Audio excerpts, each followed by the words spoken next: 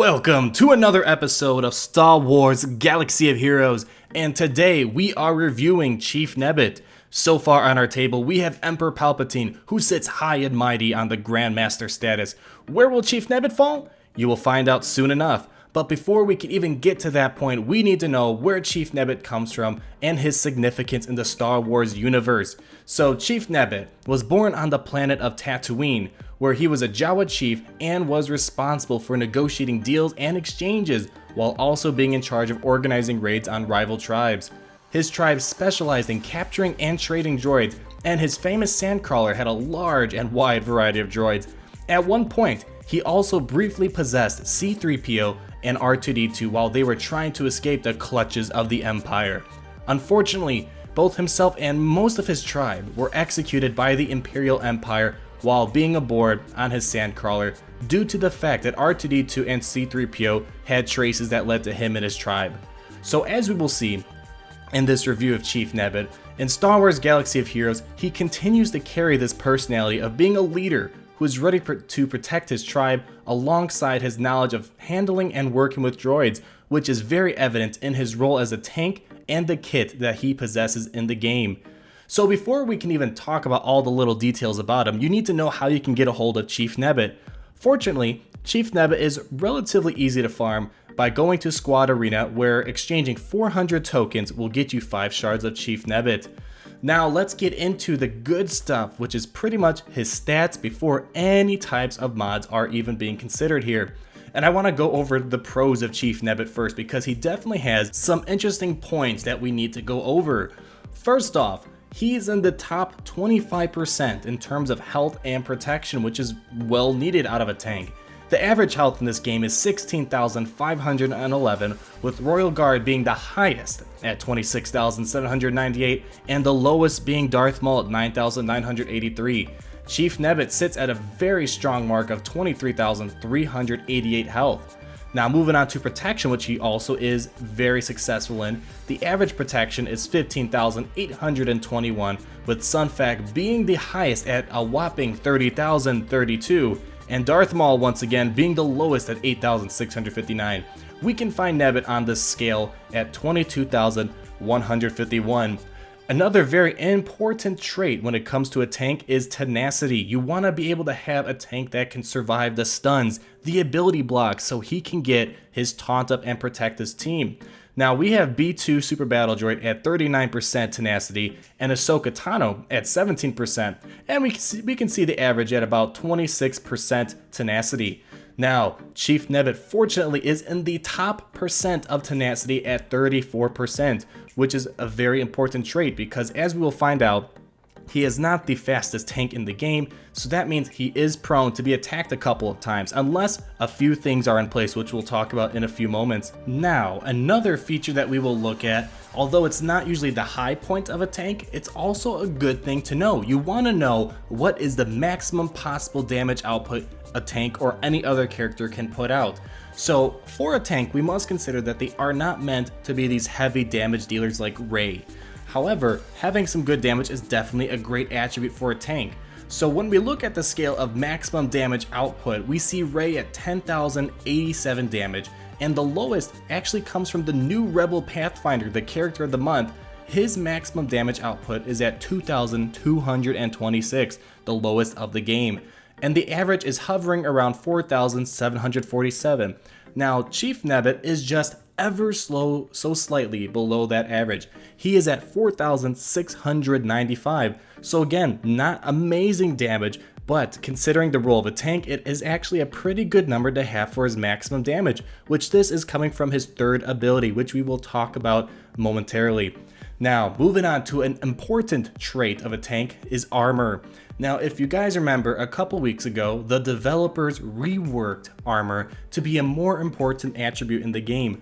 Essentially, if you need the quick rundown, armor is meant to mitigate or reduce the amount of damage that your character takes from the enemy.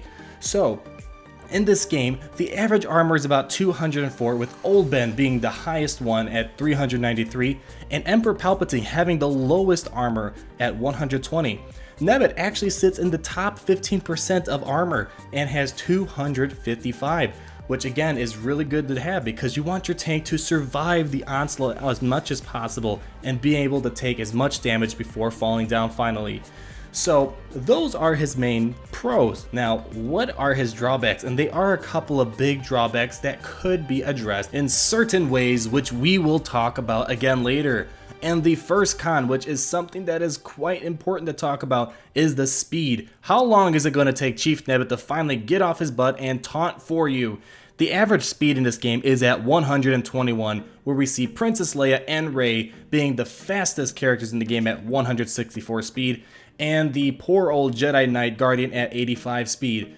Nebit is very low on the spectrum at 109 speed. So again, it is a very low number to be at quite close to what the bottom is. However, besides mods, there are other ways that you can compensate for this, and we will talk about that later. I'm leaving a lot of stuff towards the end, which is very important. I just want to focus mainly on these stats first.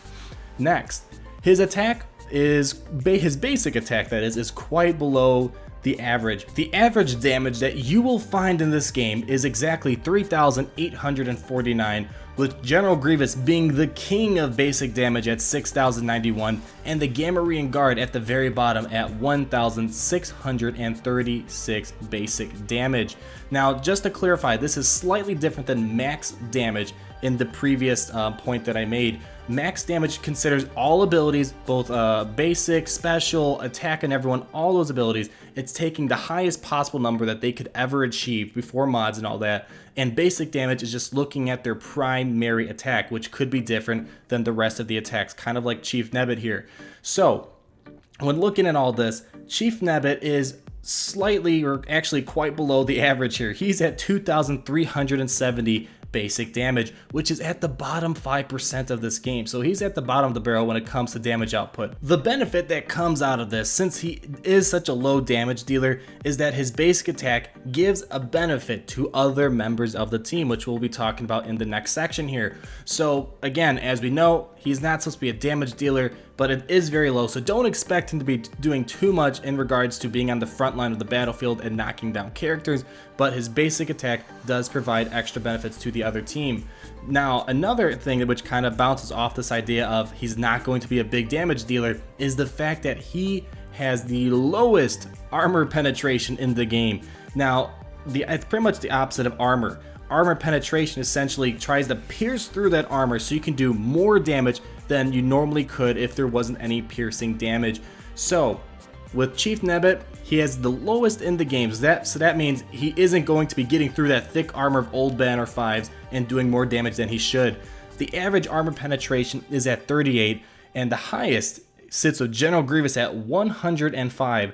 And Nebit, as I said, he is at the bottom of the barrel at only 5. So again, just to kind of summarize all this, he is not going to be your damage dealer. He is just there to make sure your team is safe, make sure they're stealth, which we'll be talking about soon, and not to be killing characters for you like Rey or General Grievous or IG-86, IG-88, but he provides that role of a tank, which is sufficient. Now, let's move on to his kit, and it is a very unique kit, and it's also fun. But it only really works in a few given lineups, and it is more based on synergy, and it mainly works with Jawas and droids. So the first ability we have here, it is called Sheltering Shot. So this is that basic attack that I was talking about that only deals a maximum of 2,370 damage. And what this does, it does physical damage to the target enemy, and here comes the good part. It gives a 70% chance to grant protection up equal to 20% of Nebit's max health for 2 turns to a random ally who is not stealth. So let's roll back, a lot of stuff going on there. So essentially, besides hurting the enemy, he has a 70% chance to grant a random ally who is not stealth, who is not already hidden from the enemy, who's out there in the open that could be attacked. They have a 70% chance to give one of those random allies 20% of Nebit's maximum health. Now, the main thing which really drives this great relationship between droids and Jawas is his next ability, which is called Distracting Negotiations with a 3-turn cooldown. Essentially, this is his taunt ability, so this is where the tank is supposed to taunt, and he only taunts for 2 turns when maxed out all the way. And the cool thing is that when he taunts, he gains heal over time for 3 turns. So it's kind of like a self-heal ability. He knows he's going to be hurt to death, but he's able to take it and regain health. And this is the good part. He reduces the cooldowns of all droid and Jawa allies by 1. The next one, which is quite a cool ability, and I find this the fun aspect of him. It's called Desert Ambush, and it also has a 3-turn cooldown. So this is usually the attack that someone uses right after distracting negotiations. Distracting negotiations is usually the first one that both the computer uses and the actual person uses. And after that, they move on to Desert Ambush, which pretty much he attacks someone, and this is the one where he has some decent max damage at 4,695. So he's going to do a nice burst damage right away to someone, and then he calls a random ally to assist and they deal 20% less damage. But that's not it. Let's say that assisting ally is a Jawa or a droid. He gets to call a third person, or I should say a second person, to come in and assist that person who just attacked with Chief Nebit. So that means you're going to get a total of 3 attacks if you are using droids and Jawas only. Now the last thing, which I do not find that appealing, and it's kind of a weak leader ability, comes from his leader ability called Raiding Parties. And this only affects Jawas and droids, no one else gets this bonus. And essentially they get 30% critical chance, so it starts off kind of nice. But the problem is it only inflicts critical chance down for 3 turns on a critical hit. So it's kind of like HK-47, where you're able to grant critical chance, but they're not getting turn meter, which is something Jawas and droids drastically need, and they won't be getting as many attacks off. So when looking at possible droid/Jawa lineup, most likely you're never going to see Chief Nebit leading. Dacha, if you're looking for a Jawa leader, Dacha is probably the better of the 2 there in terms of leading Jawas. So not too special there, and he's not going to be a leader, but that's not what he's meant for in this game.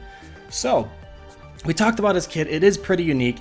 He does some decent damage. He's got some decent things going on, and of course his basic attack doesn't do that crazy of damage, but it kind of builds upon that whole thought that he's going to be protecting his Jawas or his droids.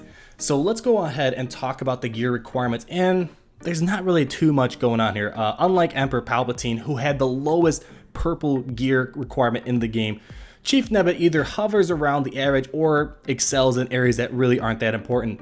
So first off, when you're gearing Chief Nebit, he is going to get to the maximum of gear 10. So it's pretty much you only can get to gear 10 or gear 11 in this game. You can't go any higher than that at this point.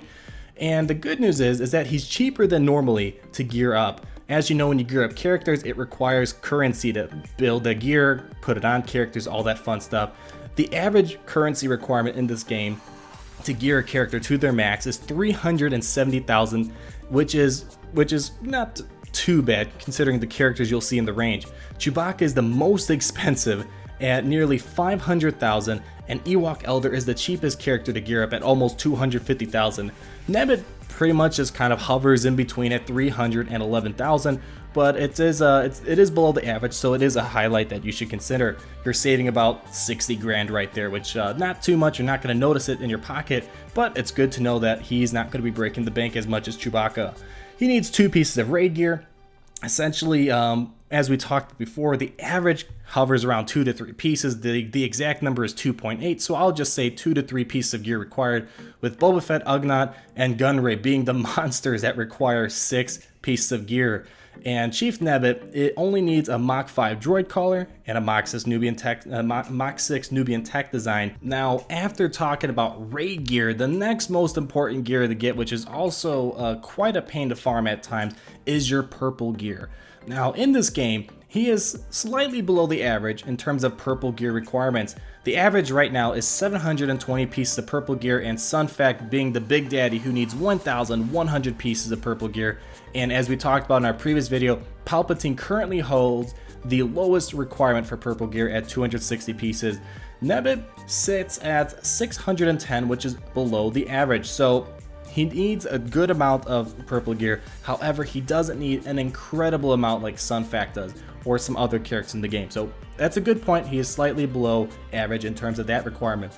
Blue gear, I'm not going to go too much in detail on this, but the average right now is 308 pieces being needed, and he's pretty much right along that point, a very small margin away from that.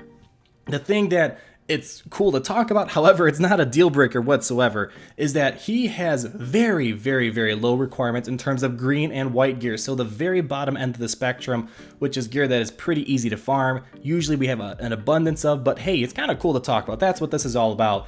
He is in the bottom 5% for both of these categories, which means he needs way less compared to the other characters out there. So very low requirement. You're not going to notice that too much, but I just want to let you guys know that he's got some cool gear thing going on here. So the first tip that I need to give you guys right away is that if you're using Chief Nebit, use him with Jawa Engineer. The main drawback of Chief Nebit is that he's slow. He's not going to be a good all-around tank. He won't get out there fast enough to taunt for your team. But with Jawa Engineer and strategically placed at the right time, he serves a critical cornerstone to a team. So Jawa Engineer, number 1 tip. Number 2 tip, when using Chief Nebit, strategically place him to be the last character that goes, mainly because the computer as well as yourself are going to time his taunt right when everyone goes. And usually the first attack you use is usually your special attacks like Jawa Engineer's turn meter boost, IG-88's attack on everyone, IG-86 mass attack assist damage. You want to make sure you cool down those right away. So Chief Nebit, the next tip here is go ahead and strategically place him before everyone else so everyone gets their cooldown reset immediately. Next tip that I'm going to share with you guys is mainly just use him for Jawas and droids. Beyond that, his scope of significance greatly diminishes. I've seen people try to use him in like Galactic War with a Chief Nebit tank, and it doesn't work out. He's too slow to get to the gun, and frankly, he's not going to reset Count Dooku's cooldown, unfortunately. Next tip here is that he will be needed for the critical damage mod challenge table if you want to compete at the highest level. There aren't many Jawas in this game, and you need all of them in order to compete at the highest level of the critical damage mod table. Next thing, this isn't a tip, but it might be a tip, is that he might be very significant in the upcoming AAT raid. Jawas have a really important place there. They are going to be getting a nice bonus for using them in the raid. Right now, the data mined shows that Jawas will be getting a bump in terms of potency. So this might be quite helpful to reset the cooldowns of the Jawas. But get him anyways, even if Jawas won't be that great for the new raid, he is a great character to have. Lastly, some people have been asking for tips on mods. A lot of ways to go about mods, but my opinion is focus on the defense and health mods. His main priority is to stay out there as long as possible and make sure they don't take down the taunting tank too early. So if he has high defense and high health, it's going to be quite a while before he's knocked down. So with all this in mind, Nebit is a great farm. You should definitely get him, but when you finish other key characters in Squad Arena. And he just provides an excellent tank for Jawas and droids. For a while, droids kind of fell apart when Pago the Lesser became insignificant. Then Jawa Engineer came up. The droid renaissance came back because of him.